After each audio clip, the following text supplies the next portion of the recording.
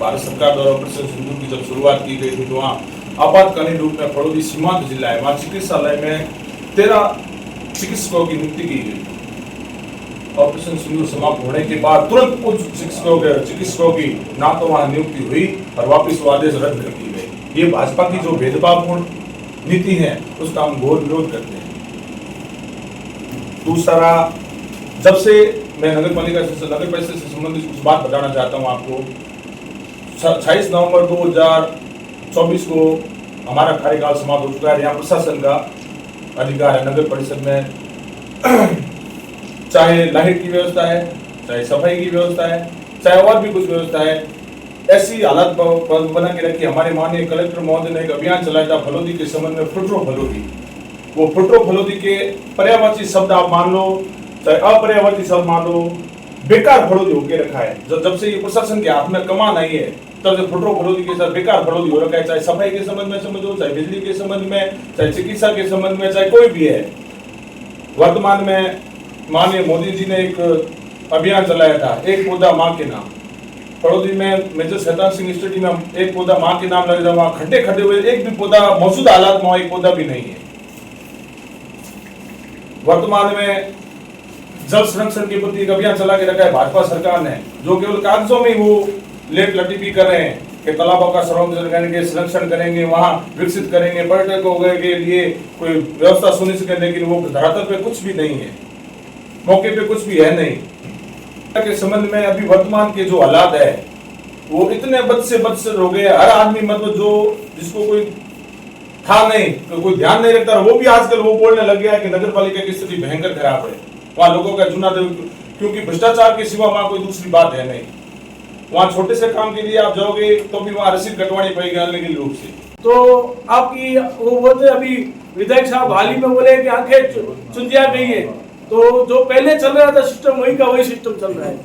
आप सब लोग पहले भी हमारी बोर्ड मीटिंगों में आते थे, हम लोग जो आवाज उठाते थे, भले ही हमारी सत्ता होती थी और हम हमारे सत्ता में भी कोई काम गलत होते थे तो हमने उसको गलत कहा है, उसका पुरजोर विरोध भी किया है, पुरजोर विरोध किया है हमने। गलत के हम कभी साथ में नहीं थे, हमने सही का समर्थन किया है और गलत का विरोध किया है। आज फड़ौदी के अंदर देखें तो नामांतरण और ये जो भवन निर्माण स्वीकृति है वो कैसे हो रही है, कैसे नहीं हो रही है, आज आम आदमी को पूछो, उसके हालात बड़े खराब हैं। नामांतरण की फाइल आगे नहीं जाती है, भवन निर्माण स्वीकृति के लिए तो कितने उनको पापड़ बेलने पड़ते हैं और कितने अंदर टेबल काम करना पड़ता है, क्या होता है वो पूछो। बहुत मतलब लोगों को पैसा भी लग रहा है, परेशानी भी हो रही है। आज सफाई की बात कर ले हम तो इतना ठेकेदार प्रणाली हुई है, चाहे हम सुलभ शौचालय है, सुलभ शौचालय का कितना ठेका हुआ है, कैसे रख रखाव है, सुलभ शौचालय के ताले लगे हुए हैं और उसके पैसे उठ रहे हैं, सुलभ शौचालय बनाने के पैसे लगे और उसके बाद अभी सुलभ शौचालय पे जो रख रखाव के नाम पे कितना लग रहा है। सीवरेज लाइन पे वही हमारी नगर पालिका की मशीनरी यूज हो रही है, नगर पालिका के कर्मचारी जा रहे हैं और जो ठेके हुए हैं सिर्फ कागजों में ठेके हुए हैं।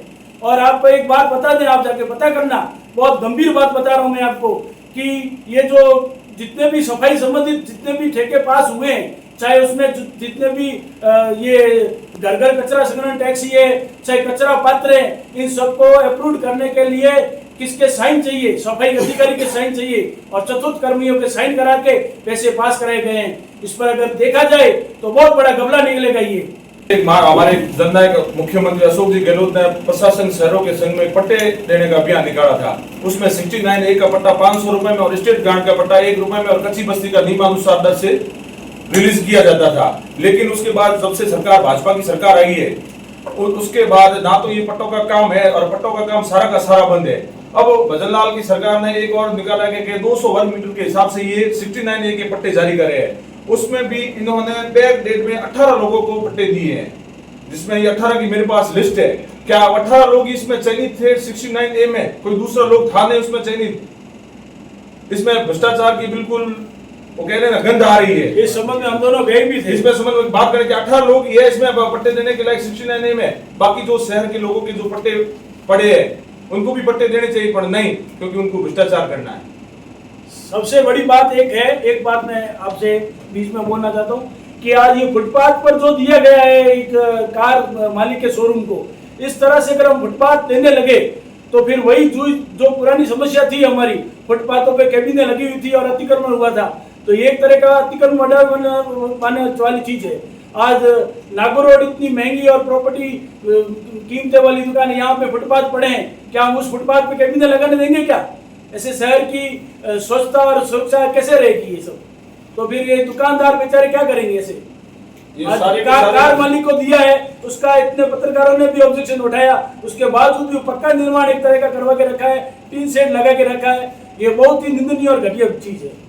ये सारे के सारे जो काले कारनामे हमने बताए, प्रशासन के आंखों के नीचे हो रहे। जब से प्रशासन लगा है 27 नवंबर 2024 से, तब से ये कारनामे शुरू हुए हैं। आपको ये बताना चाहता हूँ कि प्रशासन जो अभी हाल ही में चल रहा है, जिनका रवैया जो चल रहा है, जिला कलेक्टर महोदय यहाँ विराजमान है, अन्य कई मतलब बड़े बड़े सीनियर जो जिला बनने के बाद हमारे पद सुकृत हुए हैं, उन पर ADM है और भी प्रशासन के अधिकारी बैठे हैं, लेकिन लगता नहीं कि फलोदी के अंदर कोई जिला कलेक्टर बैठता है। जनता परेशान है, जनता की बहुत हालात खराब है, लोग शिकायतों का हुजूम उमड़ता है, लेकिन उनका समाधान नहीं है। बात नगर पालिका की है, तो नगर पालिका के अंदर हमने जब बोर्ड बनाया था 5 साल पूर्व, मैं आपको विस्तार से बात बताना चाहता हूँ। 6 महीने के लिए हमने काम किया नगर पालिका में, उसके बाद कोरोना आ गया, 2-2.5 साल कोरोना रहा, पूरा देश चपेट में आ गया था। कोरोना के बाद में जिस तरह जैसे ही हमारा काम शुरू हुआ, शुरू होने के बाद में हमारी राजस्थान के अंदर सरकार चेंज हो गई। तो सरकार चेंज होने के बाद जिस तरह का नगर पालिका का ढर्ढा और रवैया आपने हमारे नगर अध्यक्ष जी ने, सीनियर पार्षद महोदय जी ने जो बताया कि सरकार चेंज होने के बाद अधिकारी दबाव में आ गए, दबाव आने के बाद में हमारी बिल्कुल सुननी बंद कर दी, और इस तरह से फलोदी के हालात जो पिछले 1.5-2 साल से हो रहे हैं वो किसी से छुपे हुए नहीं है। और जो नगर पालिका की बागडोर थी पिछले 1-1.5 साल की, वो भी आपको पता है कि किन लोगों के हाथ में थी। तो इसलिए काम करने की कोशिश की। हमारे जननायक मुख्यमंत्री जी ने प्रत्येक समय हर साल फलोदी को बजट अलग से दिया, जिस बजट से फलोदी की सड़कें बनाई। आज जो फलोदी में सड़कें आपको अच्छी जो नजर आ रही है, वो सिर्फ न सिर्फ हमारे कांग्रेस की जननायक अशोक गहलोत जी की देन है, कांग्रेस की देन है। तो कांग्रेस ने तो कहीं ना कहीं कमी नहीं रखी, योजना के अंदर खूब काम किया है। मैं तो प्रशासन से निवेदन करता हूं कि अब आप जो नगर परिषद के अंदर बैठे हैं तो सही ढंग से जनता का काम करें। जगह जगह खड्डे पड़े हैं, नालियां टूटी हुई पड़ी है। मैं वार्ड नंबर 2 और 3 की बात करता हूं तो वहां सुंद लेने वाला कोई नहीं है, गाड़ियां निकलनी मुश्किल हो गई है। जो कुमारों के पास में रोड जा रही है वहां से व्यक्ति निकल नहीं सकता कोई। ऐसे हालात शहर के अगर रहे तो हमें आगे कोई कदम उठाकर सरकार के इन जो कर्मचारी बैठे हैं इनकी काम आंखें खोलने के लिए, इनको जगाने के लिए हमें कोई धरना प्रदर्शन करना पड़ेगा, वरना ये समय पर नगर परिषद के जो जिम्मेवार हैं उनसे मैं आग्रह करता हूं आपके माध्यम से कि आप शहर के हालात को सुधारें। शहर के अंदर जो हालात बिगड़े हुए हैं उसको सुधारें। भ्रष्टाचार की जब ये बात कर रहे हैं तो भ्रष्टाचार तो आज आम चीज हो गई है हर डिपार्टमेंट में। नगर पालिका जो अभी घोषित की थी हमारे कांग्रेस सरकार के अंदर, तो सबको एक नई आशा जगी थी कि अगर कांग्रेस सरकार में ये काम हुआ है तो बिल्कुल सब जो विकास के जो कार्य है, जो सड़कों के, जो नाली के, बिजली के, पानी की, हर तरह की समस्या थी, तो सबको एक नई खुशी और एक नया एहसास हुआ था कि बिल्कुल अब कुछ काम ऐसा होगा जो गांव की कमियां रह रखी है वो सब पूर्ति होगी। तो अशोक गहलोत साहब ने तो हमारे पे एक बहुत बड़ा कर्ज दे दिया कि उन्होंने हमें एक बहुत बड़ा तोहफा दे दिया कि बाप नगर पालिका बना दी। जो संजोग ऐसा बैठा कि हमारी सरकार वापस नहीं आ पाई, तो सरकार नहीं आ पाई तो भी सरकार जो भी आती है उनकी जिम्मेदारी तो बनती है ना कि उनके जो भी अधिकारी है, जो पीछे के काम है वो करने चाहिए।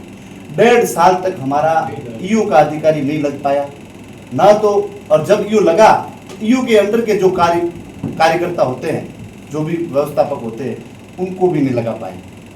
तो इतनी समस्या हमारे गांव में पैदा हो गई। किसी का जो नॉर्मली पट्टे का जो नामांकन दर्ज करवाना है हम वो भी नहीं कर पाते हैं, तो हमें खुद को शर्म आती है यार, हम क्या बोले उनको। एक नामांकन दर्ज करवाना वो नहीं करवा पाते, किसी का जन्म प्रमाण पत्र, मृत्यु प्रमाण पत्र, उसमें हमें 20-20 दिन का चक्कर निकलाना पड़ता है लोगों को। और बिजली की इतनी भयंकर समस्या हो रखी है। अब इस गर्मी के अंदर भी अब बिजली की समस्या को हम सॉल्व नहीं कर पाए तो ये सरकार तो पूरी तरीके से फेलियर है। पानी की समस्या को हम सॉल्व नहीं कर पाते तो अब क्या इस बात का हम मीडिया के माध्यम से इस बात को सरकार को ये आंखें, जैसे हमारे पूर्व उपाध्यक्ष साहब ने बताया है कि इसकी आंखें सरकार को खोलनी पड़ेगी। जगह जगह हर जगह त्राही मची हुई है। गांव में जो भी लोग आते हैं सब परेशान है इस बात के लिए, बिजली से, लाइट से। और ये एक छोटी समस्या हो गई, जैसे पट्टे का काम है जिसका एकदम नॉर्मल वाजिब पट्टा है वो भी हम नहीं दे पा रहे हैं। तो इसलिए सरकार से मेरा निवेदन रहेगा कि आप अपनी आंखें खोल के जो भी कांग्रेस कार्यालय में काम हुआ था उस काम को सूद लेते हुए अगर जो उन्होंने काम पेंडिंग रखे वो काम भी पूरे कर लेंगे ना तो भी हमारा काम 5 साल उनके निकल जाएंगे। नगर पालिका और फलोदी विधानसभा इस क्षेत्र में पंचायतों के पुनर्गठन को लेकर के हम बहुत सीरियस हैं। पंचायत समितियों के पुनर्गठन को लेकर के हम बहुत सीरियस हैं। और अगर ये उसमें कहीं कोई भेदभाव नज़र आया आपको और अगर ये राज्य सरकार के स्तर पर कोई ऐसी कार्रवाई हुई जो मापदंडों के विपरीत और हमारे जनहितों के विपरीत जाकर के कोई पुनर्गठन किया गया तो हम लोग उसके लिए जन आंदोलन करेंगे और उसके लिए वकील करेंगे। नगर पालिका के प्रशासन में सुधार की आवश्यकता है और आप हमारी आवाज़ बन सकते हैं और आप हमारी आवाज़ बनने के संदर्भ में ही आप यहाँ पर हैं। तो मैं ये आपसे निवेदन करता हूँ कि आपके माध्यम से प्रशासन इस बात को सुन ले कि अगर ये समय रहते उन्होंने नगर पालिका के क्षेत्र में सुधार की शुरुआत नहीं की तो जन आंदोलन तो अपनी जगह पर होगा, लेकिन हम अपनी एक वैकल्पिक व्यवस्था भी करने की सोच रहे हैं ताकि शहर में आमजन को जो दुविधा हो रही है वो हमारे उस हड़ताल से भी ना हो और जो नगर पालिका निष्क्रिय बैठी है वो उसकी वजह से भी नहीं हो।